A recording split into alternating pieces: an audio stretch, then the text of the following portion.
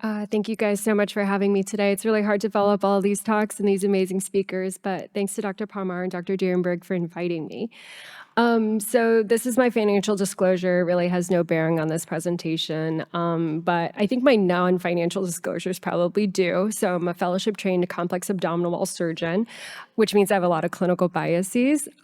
So I tried to leave them a little bit out of this talk or really separate out what's evidence-based versus what's my own clinical bias, but I think that's probably the most relevant disclosure I have for this talk.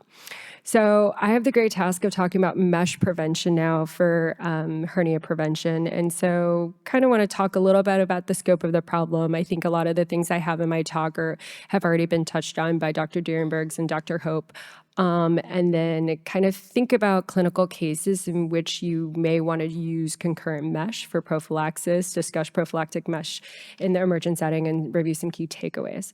So this paper is pretty old now, but I think it's still pretty relevant to our clinical practice. So why do we care about the incidence of incisional hernias? Well, it's really high after major abdominal surgery, especially after a laparotomy. It can be as high as 20 to 50%. So even though this data is about 20 years old now, even reducing incisional hernias by 1% can save $32 million a year. And that's in 2006. So think about inflation now. I can't even begin to imagine what this number actually is.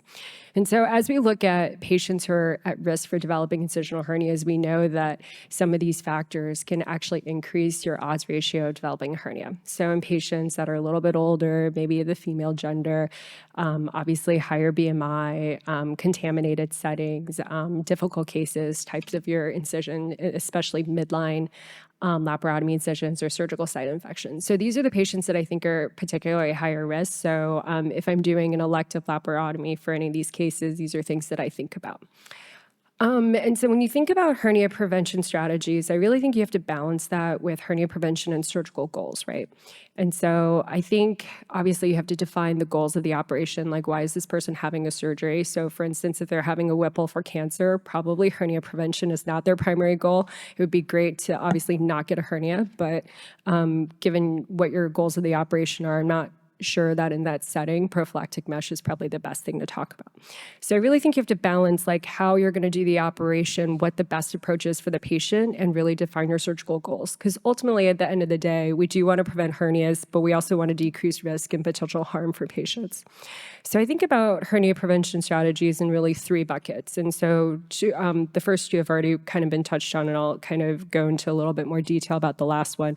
But the first one is really going to be abdominal access and location. So Dr. Dierenberg already gave some pretty good evidence about like where you should place your ports, especially during MIS surgery. And so a lot of the meta-analysis and data shows that if you're an MIS surgeon, you probably have way decreased rates of incisional hernias, so go us, off midline extraction sites and careful port placement. And so I'd say that location is probably the most important thing.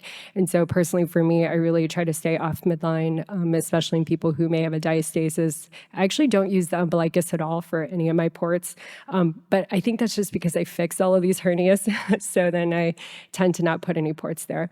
And so after I get access, I always look and make sure I'm avoiding the semilunar line, making sure I'm avoiding a diastasis. And so these are spots I typically don't go.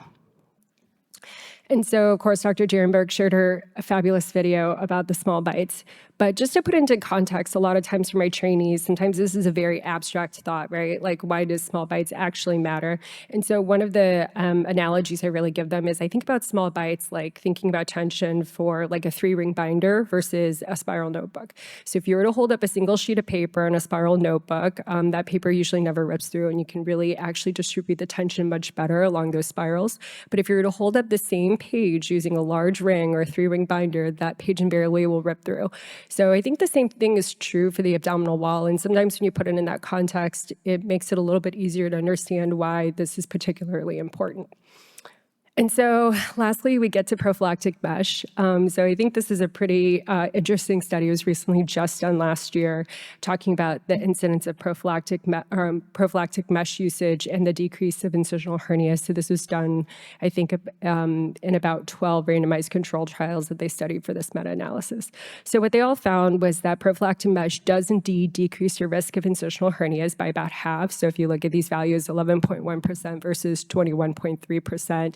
slightly increased risk of surgical site occurrence, but no difference in SSI risk. But what I thought was really interesting about this paper was their number needed to treat was 9.7. So you really have to treat 10 patients with prophylactic mesh to get one patient to benefit. So I thought this number was really interesting. And actually what the paper really points out is there's actually an unclear publication bias. So there's probably an overestimation of the true effects of prophylactic mesh because nobody's publishing their negative studies about when prophylactic mesh doesn't necessarily work.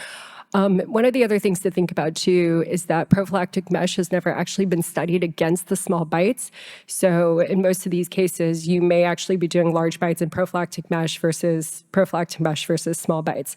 So I think there's a lot of unclear data and evidence out there, and I'm not quite sure we really know what the next best steps are going to be.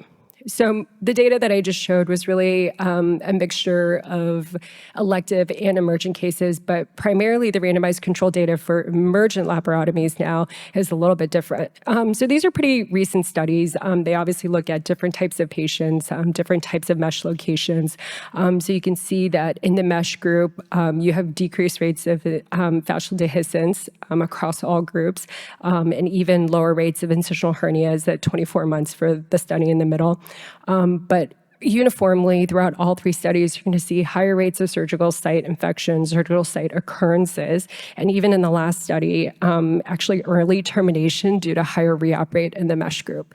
So I think there's just a lot of unclear evidence out there, and honestly, the quality of the evidence is pretty low, and there's not enough long-term data to follow up to recommend whether or not prophylactic mesh placement during emergency laparotomy is actually the right thing.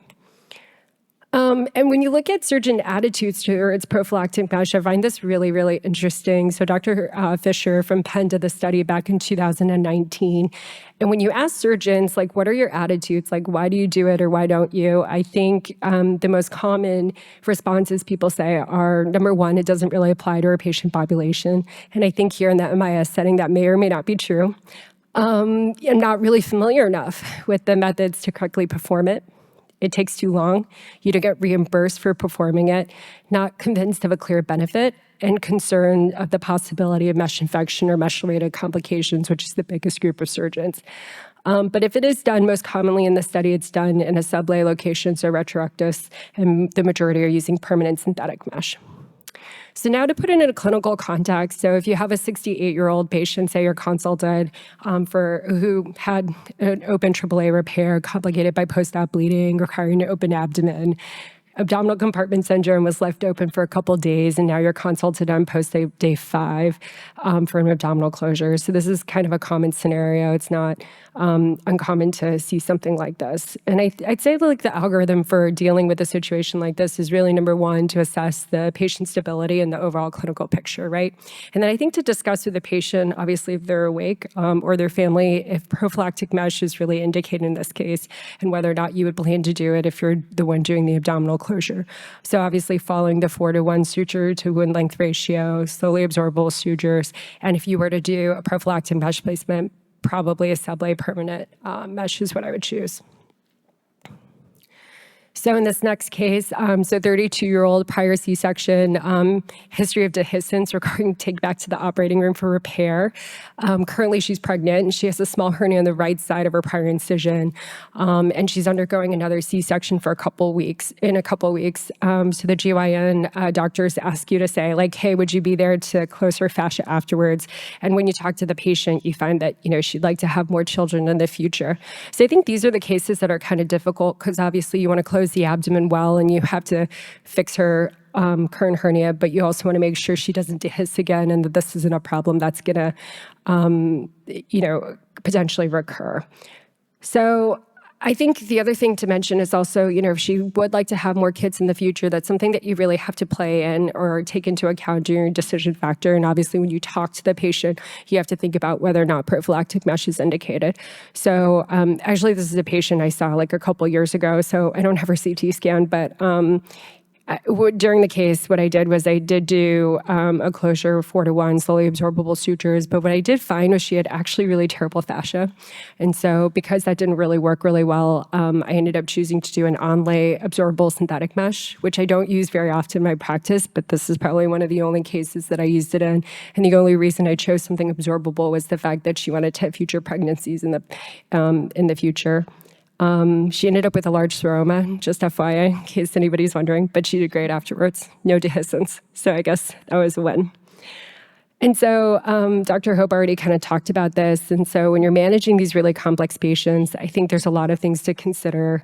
So obviously you can definitely use really great suture closure techniques. If you do use mesh, likely you're going to get increased rates of surgical site occurrences. So the final decision is really at the discretion of the surgeon.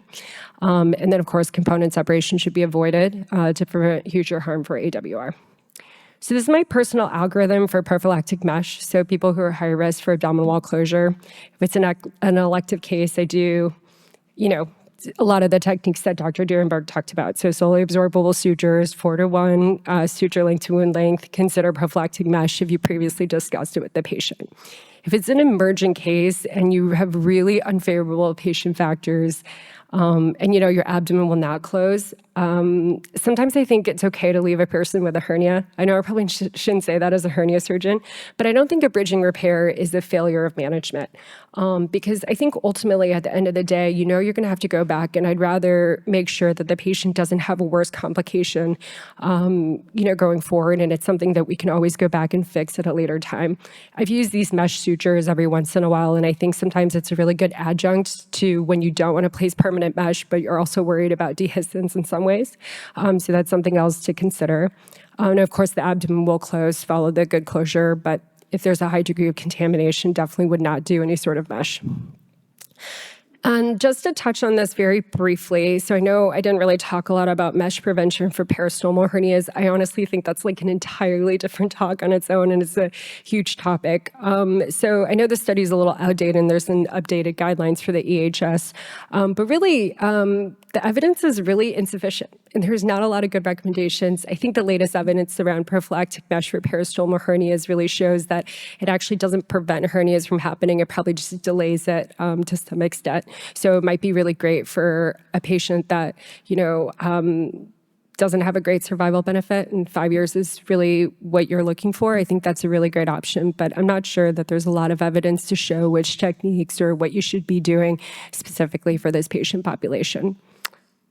So my practical takeaways for all of you guys should really be consider the clinical context. It's obviously important, but shouldn't be at the expense of patient safety or resolution of the primary surgical issue.